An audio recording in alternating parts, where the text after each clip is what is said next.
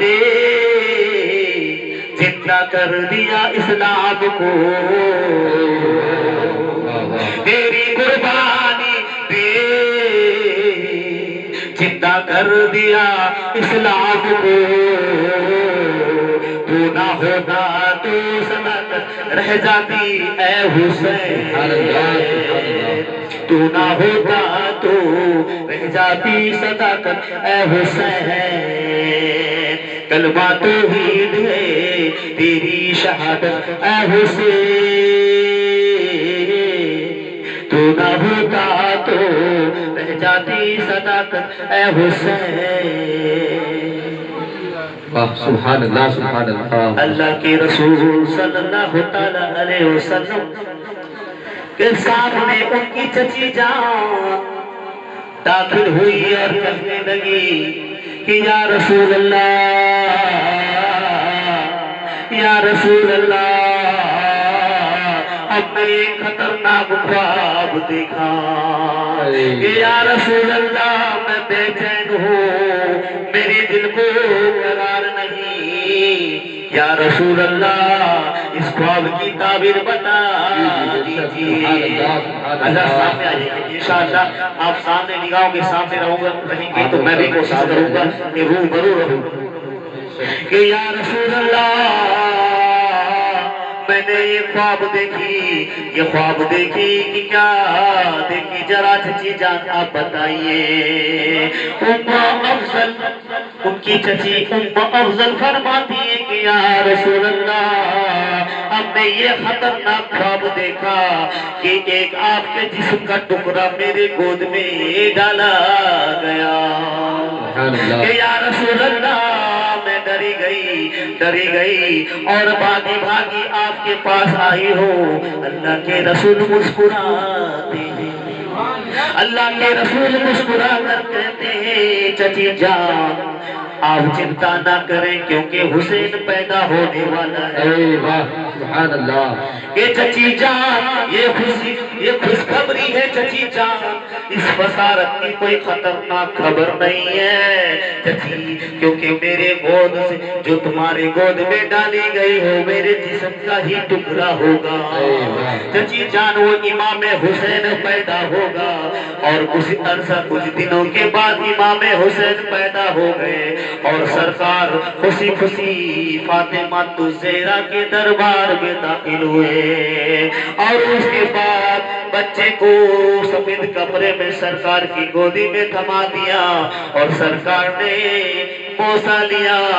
لعاب دین ڈالا زبان پر، بار بار بوسا لیتے رہے اور مسکراتے رہے۔ پھر کچھ عرصہ کچھ دنوں کے بعد، کچھ دن گزرنے کے بعد، اور چچی جان بھاگی بھاگی آتی ہے اور دوڑو دوڑو آتی ہے اور کہتی ہے یا رسول اللہ،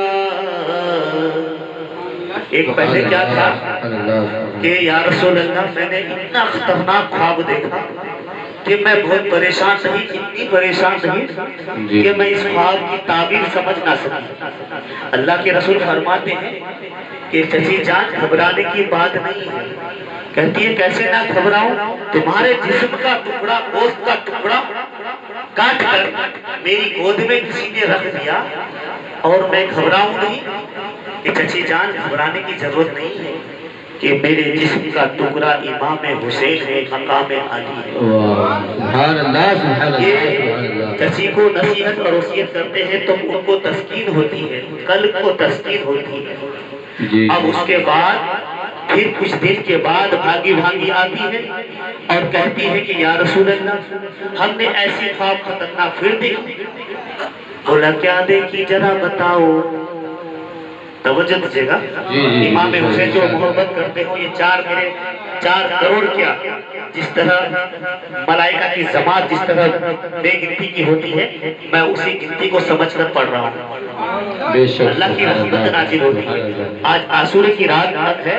اور لوگ بہت سے جو نماز کی عادت ہے، جن کو جو نماز پڑھتے ہیں وہ 4 رکعت کم سے کم نفل نماز عاشورے کی پڑھتے ہیں، اور اس رات میں اس لیے پڑھتے ہیں کہ یہ ہمیں ثواب حاصل کرنا ہے کہ امام حسین حسین کی شہادت کا صدقہ ہے. یہ نفل نماز جتنی پڑھو اتنا کم ہے. تو 4 رکعت کم سے کم پڑھے, نہیں تو 12 رکعت. بہت سے ہوتے ہیں دیوانے کی ساری رات نماز پڑھتے ہیں اور کہتی ہے کہ یا رسول اللہ بیٹھ جاؤ, کیونکہ ماں بیٹے کی تقریر اور مانا سنی بڑی عجیب بات ہے کہ یا رسول اللہ بیٹھ جاؤ, دل نہ مچل جائے تو پھر کہنا. جو امام حسین سے محبت کرتے ہیں, جو اولاد سے محبت, اولاد کی محبت ہوتی کیا ہے امام حسین سے سیکھ لو. اولاد کی محبت ہوتی کیا ہے رسول اللہ سے سیکھ لو. اولاد کی محبت ہوتی کیا ہے فاطمہ تو زہرا سے سیکھ لو, آل رسول سے سیکھ لو. یہ اولاد کی محبت آل رسول سے جان لو. شہادت کا صدقہ ہے کہ یا رسول اللہ ہم نے پھر آج یہ خطرناک خواب دیکھا. کہتے ہیں یا رسول اللہ, یہ بار بار کہتی ہے کون, ان کی چچی ام افضل کہتی ہے کہ یا رسول اللہ ہمارے گود سے اٹھا کر ایک ٹکڑا آپ کی گود میں ڈالا گیا. پہلے تو کسی کی بات تھی, اب کہتی ہے یا رسول اللہ میری گود سے ایک ٹکڑا آپ کی گود میں ڈالا گیا. وہی ٹکڑا جو آپ کی جسم کا تھا میرے گود میں ڈالا گیا تھا, اب وہی ٹکڑا آپ کے گود میں واپس ڈالا گیا. سرکار سر جھکا کر آنسو بہاتے اور خاموش ہو جاتے ہیں. کہ یا رسول اللہ تب تو آپ تو مسکراتے تھے, آج کیا بات ہے مسکرانے کی بات نہیں. اللہ کے رسول فرماتے چچی جان تب حسین پیدا ہونے کی خوشخبری لایا تھا. اب یہ بات ہے کہ شہیدان کربلا میں وہ شہید ہو جائے گا. چچی جان میرا حسین, میرے جگر کا ٹکڑا حسین, میرا لگتے جگر حسین جو کربلا میں شہید کربلا میں شہید ہو جائے گا, شہید اعظم ہو جائے گا. ظالم بے درد سے ان پر حملہ کریں گے. چچی جان کو سارا واقعہ سناتے ہیں اور شاید ان پر ظلم اٹھائیں گے, کوفہ والے ان پر ظلم اٹھائیں گے, دھوکے سے انہیں بلائیں گے اور جا کر یہ جب جائیں گے. چچی جان یہ بھوکے پیاسے رہیں گے اور ساتھ ان کے بھوکے پیاسے کربلا میں شہید کیے جائیں گے. چچی جان میں اسی لیے رو رہا ہوں کہ میرے جسم کا ٹکڑا شہید ہو جائے گا. کہ چچی جان یہ مولا کی طرف سے حکم آئی ہے, یہ جبرائیل ابھی تشریف لائے. سبحان اللہ, نعرہ تکبیر, نعرہ رسالت یا رسول اللہ, نعرہ رسالت یا رسول اللہ, خانقاہ جلال اشرف, خانقاہ جلال اشرف, جشن عید میلاد النبی, جشن عید میلاد النبی. نعرہ تکبیر,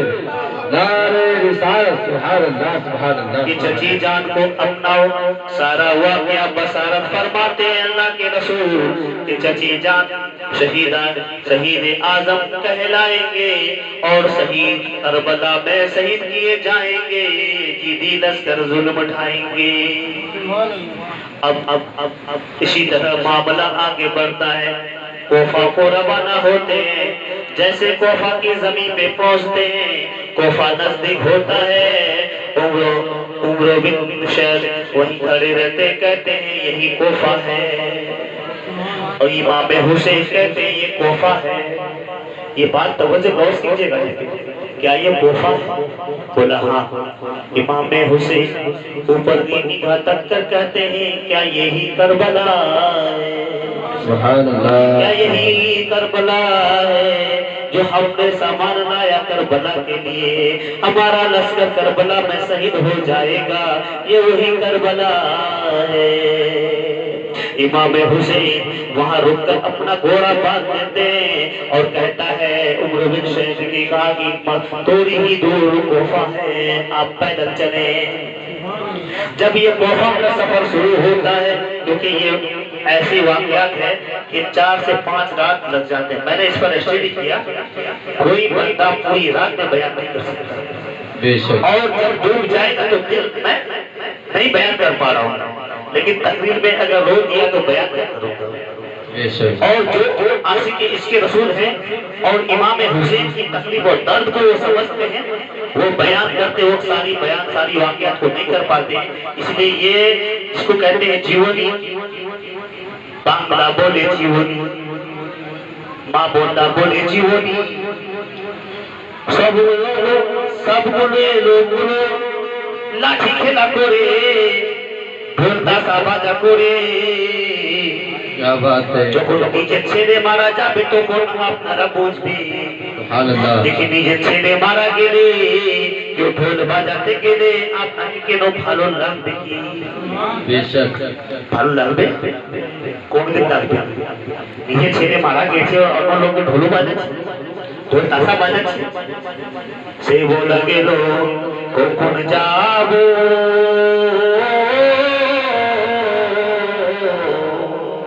मैं मिक्सिंग तक कर रहा हूँ ताकि आप लोग मचक जाए कि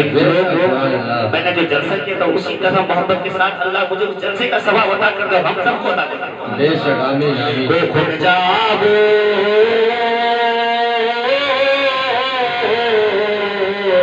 সোনা মদিনা আইব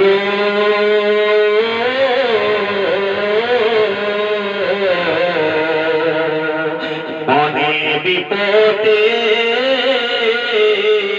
পড়ে আছি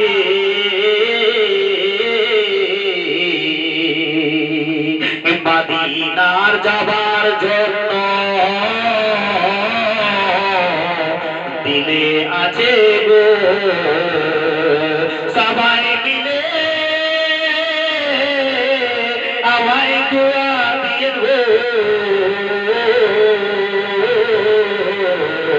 কখন যাব সোনার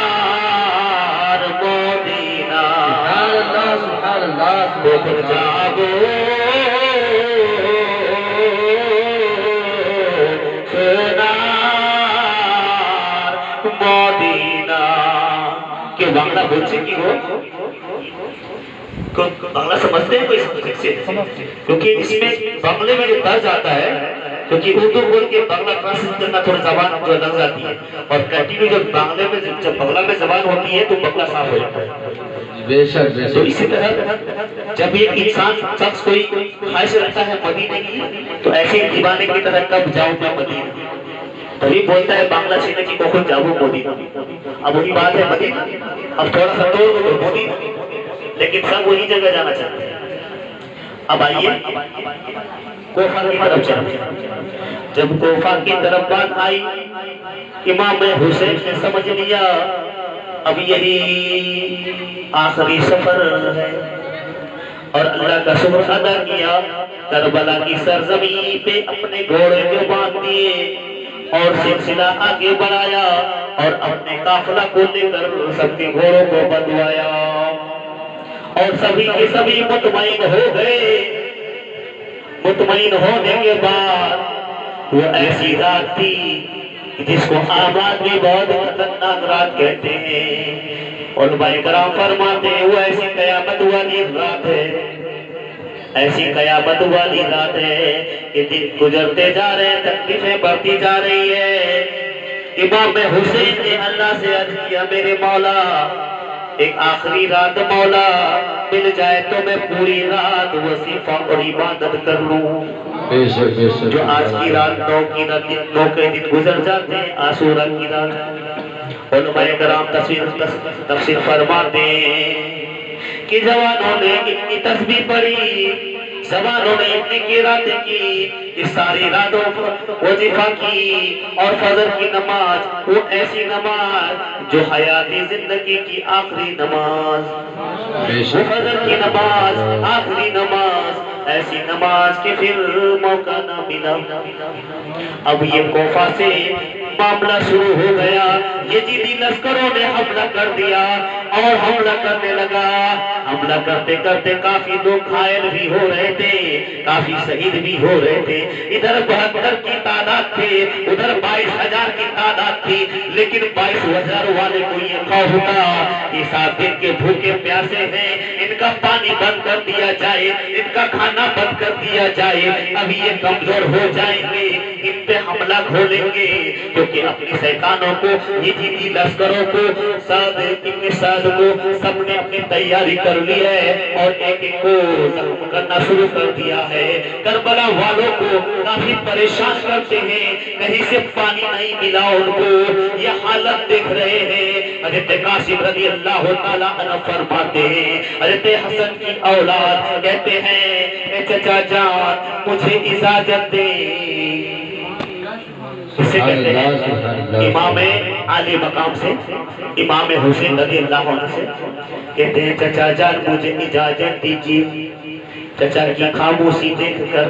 ان کی طرف راہ رہ گئی، دل میں تڑپتی میرا چچا تڑپ رہے ہیں، میرا چچا پریشان ہے، اگر میں خاموش رہا تو پریشان ہے، اگر میں کچھ نہ کہوں تو پریشانی ہے، میں اگر کچھ کہوں تو پریشانی، نہ کہوں تو پریشانی۔ اب یہ چچا جان سے کہتے ہیں کہ چچا جان مجھے جنگ میں جانے کی اجازت دیجیے۔ چچا سے کہتے ہیں کون؟ حضرت قاسم فرما رہے ہیں چچا جان مجھے جنگ میں جانے کی اجازت دیجیے، کیونکہ ابا والا، حضور والا ابا، حضور والا ابا امام حسن نے فرمایا تھا، یعنی حضور والا ابا میرا ابا، حضور والا ابا جان نے فرمایا تھا کہ بیٹا جب آخری وقت آئے تو میرے بھائی حسین پہ جب مصیبت آ جائے تو بیٹا یہ تعبیر دے لو، جس دن مصیبت آ جائے، تمہارے چاچا پہ پریشانی آ جائے، بیٹا امت پہ پریشانی آ جائے، یہ کافرے والے پر پریشانی آ جائے، وہ دن آخری دن ہوگا بیٹا، تم اس تعبیر کو کھول کر دیکھ لینا، میری وصیت پڑھ لینا بیٹا۔ چچا جان میرے ابا نے تعبیر میں لکھ دیا تھا کہ بیٹا تم اپنے چچا کا سایہ نہ ساتھ نہ چھوڑنا، بیٹا کربلا کے دن ساتھ نہ چھوڑنا۔ میرے ابا حضور نے مجھے نصیحت کی تھی، چچا جان مجھے جانے کی اجازت دیجیے، چچا جان اس شہید کربلا میں شہید اعظم میں ثابت ہو جاؤں، چچا جان مجھے بھی شہادت کا نوش فرمانے کا موقع دیجیے، چچا جان شہید اعظم ہونے کا موقع دیجیے، چچا جان۔ چچا جان نے کہا امام عالی مقام فرماتے ہیں بیٹا تجھے جب میں دیکھتا ہوں تو مجھے بھائی جان کی یاد آتی ہے، بیٹا تجھے کس منہ سے میں کیسے مصیبت میں جانے دوں بیٹا، تجھے کیسے شہید ہونے دوں بیٹا، میں اپنے بھائی کو کیا جواب دوں گا بیٹا۔ بیٹا فرماتا ہے، حضرت قاسم بھتیجا فرماتا ہے، امام حسین حسن کی اولاد فرماتے ہیں چچا جان اگر میں آج شہید میں نہیں ہوں، آج میں شہید دوست نہیں فرمایا، اگر میں کربلا میں نہیں گیا تو میں نانا کو کیا منہ دکھاؤں گا، میں نانی کو کیا منہ دکھاؤں گا، میں اپنی ماں کو کیا دکھاؤں۔ میں چچا جان جانے کی اجازت دی جائے، میں فاتح خیبر کا پوتا، میں حضرت علی کا پوتا، میں حضرت علی کا پوتا قائم نہیں ہو سکتا، چچا جان مجھے جانے کی اجازت دیجیے۔ اس نے ضد کی اور چچا جان جھک گئے کیونکہ انہیں حضور کا واسطہ دے دیا۔ چچا جان ان کو تیار کرتے ہیں اور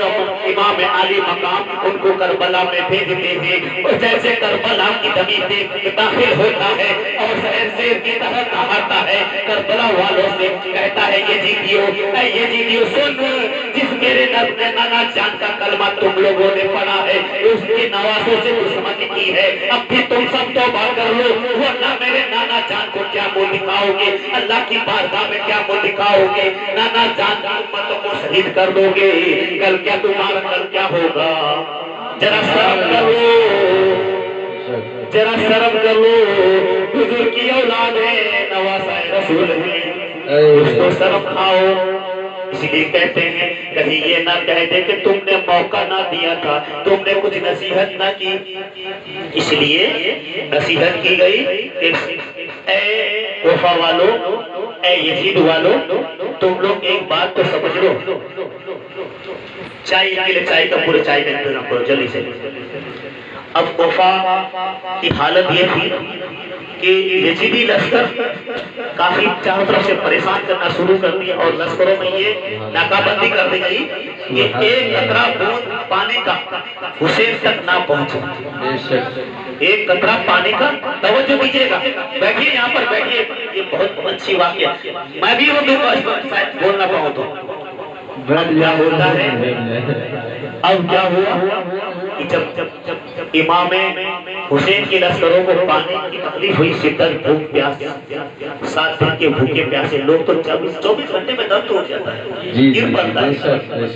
اب یہ للکارتے ہیں کہ اے یزیدیو اب آ جاؤ۔ جانتے ہیں کتنا حسین چہرہ ان کا، 19 سال کا لڑکا، 19 سال کا لڑکا، اور کربلا میں ہاتھ میں ذوالفقار لیے کھڑے للکار رہا ہے لشکر کو تلوار، اور کہتا ہے یزیدیو آؤ۔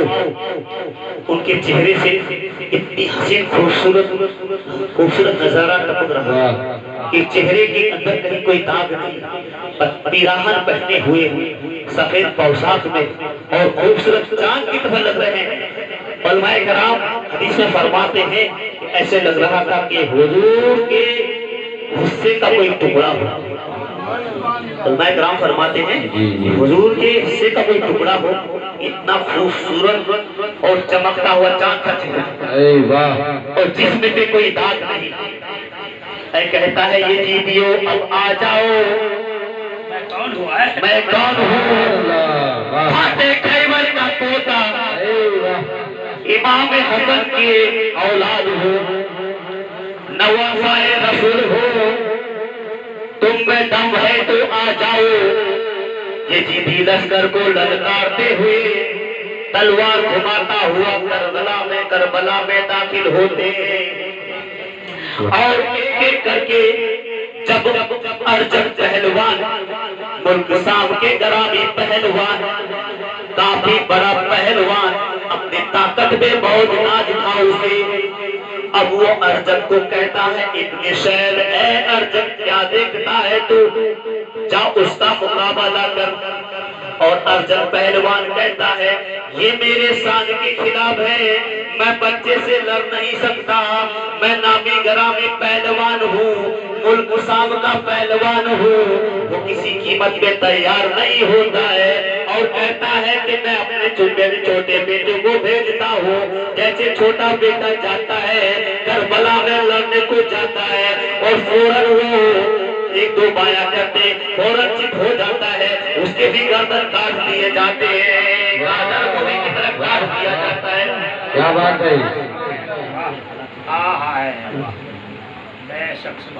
غازل مونے کی طرح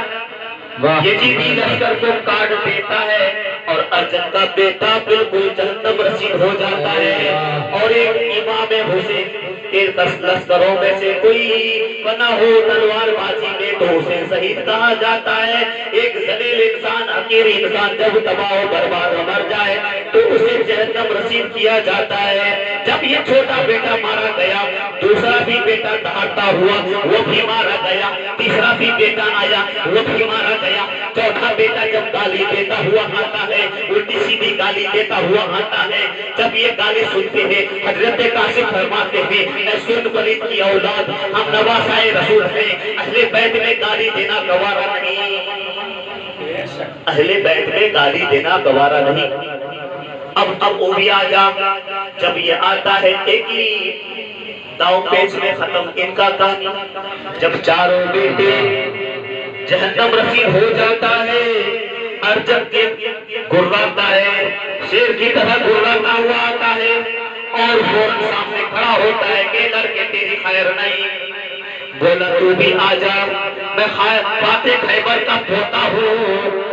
مجھے کسی چیز کا خوف نہیں، نواسائے رسول ہوں، سبحان اللہ سبحان اللہ، نواسائے رسول ہوں۔ جب ارجن پہلوان گراتا ہوا سامنے آتا ہے، پھر تلوار بازی ہوتی ہے، پھر تلوار بازی کرتے کرتے جب دونوں لڑنے لگتے ہیں، اور اتنے میں کہتے ہیں حضرت قاسم اے ارجن تو اپنا گڑ بھول گیا، داؤں پیچ بھول گیا، تو غصے میں اندھا ہو گیا، ایسا کہنا تھا۔ ارجن تھم گیا اور جیسے گردن نیچے جھکائی، اس نے تلوار چلائی کر جسم کا 2 ٹکڑا ہو گیا۔ سبحان اللہ سبحان اللہ۔ اب یہاں سے تکبیر، نعرے تکبیر، نعرے رسالت، یا رسول اللہ، نعرے رسالت، یا رسول اللہ، شہیدان کربلا، شہیدان کربلا زندہ باد۔ سبحان اللہ سبحان اللہ۔ اب یہ لڑتے لڑتے کافی پست ہو جاتے ہیں، ارجن کو بھی ختم کرتا ہے، اس کے بعد سارے ان کے لشکر والے آتے ہیں لڑتے لڑتے۔ اب اتنے میں چچا جان کو آواز دیتے ہیں، چچا جان میری خبر گیری کیجیے، اور اسی گھوڑے پہ ارجن کے گھوڑے پہ سوار ہو کر چچا کے پاس پہنچتے ہیں۔ چچا جان خبر گیری کیجیے، چچا جان خبر گیری کیجیے۔ جیسے چچا کی نگاہ پڑتی ہے امام عالی مقام کی، اور پاس آتے ہی کہتے ہیں اما ادس سبحان اللہ سبحان اللہ۔ ادس اما ادس ادس۔ چچا جان پیاس پیاس، چچا جان حلق سوکھے جا رہے ہیں، چچا جان پیاس پیاس۔ جب کوئی بندہ پیاسا ہو، روزے کی حالت میں ہو تو گلا کیسی ہوتی ہے؟ جب کوئی دن میں بہت سے لوگ ورت رکھتے ہیں، جس کو ہندو بھائی اس کو بند کہتے ہیں، فاسٹنگ کہتے ہیں، ہم جسے روزہ کہتے ہیں، تو جب کوئی بندہ فاسٹنگ کرتا ہے تو گلا سوکھ جاتا ہے، ایسا ویسا نہیں سوکھتا۔ جب 24 گھنٹے کی فاسٹنگ کرتے ہیں ان لوگوں میں بھی دم نکل جاتا ہے۔ تو چچا جان پیاس پیاس، جب گھوڑے سے اتارا گیا، ان کے پشت پہ رکھا گیا، چچا سے کہنے لگا چچا جان گلا حلق سے سوکھ رہا ہے پیاس سے، چچا جان اب پیاس شدت ہے۔ چچا فرماتے ہیں بیٹا گھبراؤ نہیں، تم بیٹا گھبراؤ نہیں، کیونکہ جام کوثر پلائے جاؤ گے، جام کوثر پلائے جاؤ گے، جام دستے رسول اللہ، جام کوثر پلائے جاؤ گے دستے رسول اللہ، جام کوثر پلائے جاؤ گے دستے رسول اللہ، جام کوثر پی کر نوش فرما لو گے بیٹا، کیونکہ رسول کے پاس جانا ہے تجھے بیٹا۔ اتنا کہنا تھا، اس کی روح پرواز ہو جاتی ہے، انا للہ و انا الیہ راجعون۔ انا للہ و انا الیہ راجعون۔ تو حضرات گرامی، یہ بیان کیوں ہوتا ہے؟ تاکہ مسلمان اپنے عقیدے کو تازہ رکھے، اپنے ایمان کو تازہ رکھے، کیونکہ ہر علماء دین سبھی کتاب پڑھتے ہیں لیکن سبھی الگ الگ چیزوں کو یاد رکھتے ہیں، تاکہ ہمارا معاشرہ جو ہے، جو ہمارا عقیدہ جو ہے، جو میلاد ہے، وہ پوری مکمل ہو جائے۔ کیونکہ چار عالم چار طرح کی باتیں کرتے ہیں، وہ بات چار امام کی باتیں، وہ ہمارا مقصد حاصل ہو جائے، اور ہمارا جو ارادہ ہے، جو ہم مرادیں رکھتے ہیں، وہ پوری ہو جائے، کیونکہ نواز ہے رسول کا صدقہ۔ اب باری آئی، پیاس سے حلق سوکھے جا رہے ہیں، اب یہاں پہ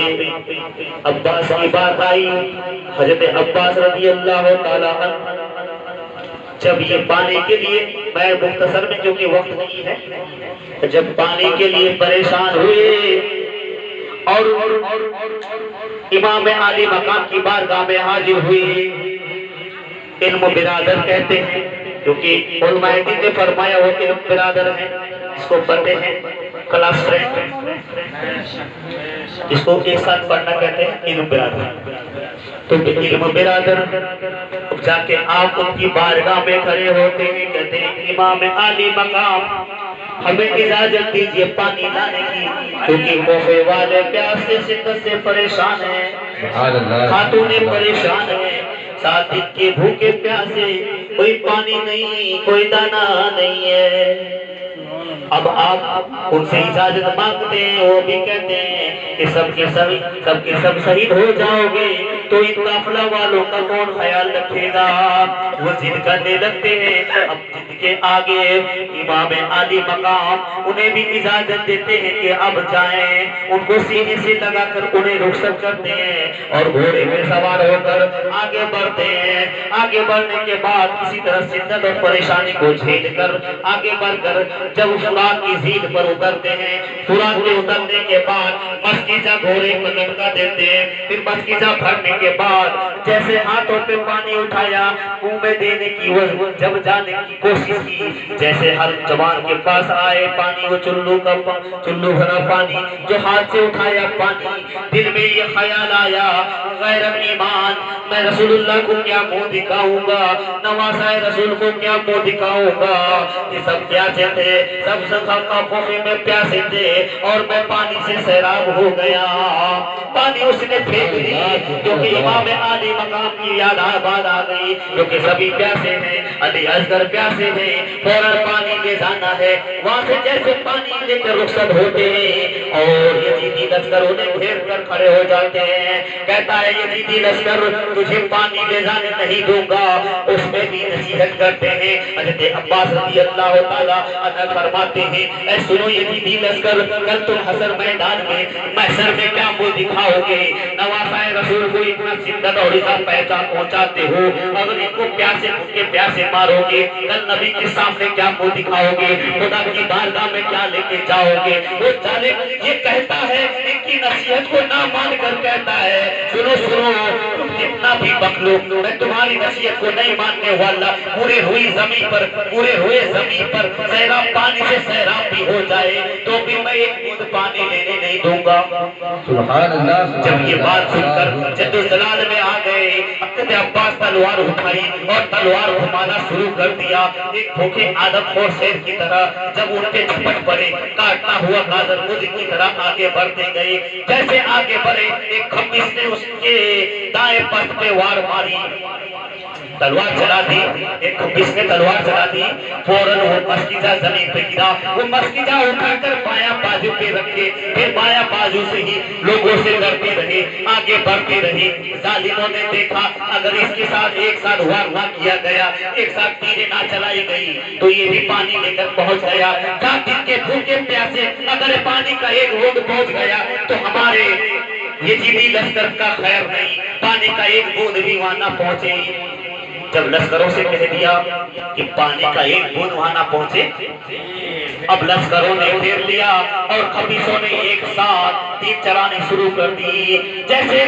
دونوں ہاتھ ان کے ٹکڑے ہو گئے الگ گھر سے الگ ہو گئے قسم الگ ہو گئے ظالموں نے نشانہ تاک کر حضرات توجہ دیجیے گا بے شک ظالموں نے نشانہ تاک کر حضرت عباس کے سامنے جو مسکیزہ گلے میں لٹکائے ہوئے تھے تیر کو سیدھا چلایا ان لوگوں نے اور سیدھا آر پار سر کے آر پار کر گیا اور سر کے بل گر گئے تھوڑے سے گر پڑے اب جیسے ہی بھائی امام عالی مقام بھائی حسین میری خبر گیری کیجئے امام عالی مقام دوڑے ہوئے آتے ہیں اور ان کا اپنا سر دست مست پر رکھتے ہیں بھائی یہ کیا ہوا بھائی میں نے پوری کوشش کی اب ہمیں لگتا ہے کہ قافلہ والوں میں پانی نصیب نہ لکھا ہوگا امام حسین پھر فرماتے ہیں کہ اللہ تعالیٰ نے ہم سب کے لیے پانی نصیب نہ لکھا وہاں پہ امام حسین نے کچھ فرمایا کہ اللہ تعالیٰ نے شاید ہم سب کے حق میں یہ پانی نہیں لکھا تھا کہ اس وقت وہ بھی اس دنیا سے باہر اپنی روح کو تسلیم کرتے ہیں اور شہید ہو جاتے ہیں اب بات آئی علی اکبر کی اسی طرح وہ بھی لڑنے کی خواہش کرتے ہیں اور چلا دے ایک کلام پڑھیں گے کیونکہ امام حسین کا جو کلام ہے وہ ایک سال میں ایک بار پڑھتے ہیں اور آج اس کلام کو کیسے نہیں پڑھتے کیا بات ہے اب کیونکہ بات تھوڑا میں اور جانے کا موڈ کر رہا ہے چلا جاؤں آپ ساتھ دیں گے آپ لوگ ایک کلام پڑھ رہے ہیں کیونکہ سب بول ہو جاتا ٹھیک نہیں ہوتا تو اب آقا کی شان میں پڑھ رہے ہیں امام حسین تو پڑھیں گے درود پاک حدیث آپ لوگ نماز پڑھیں اللهم صل على سيدنا شفيعنا حبيبنا مولانا محمد بارك وسلم صلاة وسلام عليك يا رسول الله صلى الله تعالى عليه وسلم سبحان اللہ اللهم صل على سيدنا مولانا محمد وعلى سيدنا مولانا محمد حبيبنا شفيعنا سيدنا مولانا ایسا لگتا ہے کہ ایک فقیر ہوں، یہ بات اللہ میری توبہ فرمائے، کیونکہ اس مجلس عام میں حاضری والے بھی ہیں، انہیں بھی پتہ چل جاتا ہے، حاضری والوں کو بہت ساری باتیں پتہ چل جاتی ہیں، اور اللہ میری توبہ فرمائے، کیونکہ میں اس بات کو کہنا نہیں چاہتا تھا، لیکن کیونکہ میں آپ سب کو دیکھ کر نہیں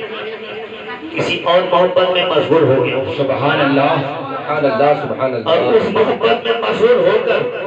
آپ سب کو مشغول کر رہا ہوں۔ بے شک بے شک، یہ میں نہیں کہتا، ارے واہ کیا بات ہے، یہ میں نہیں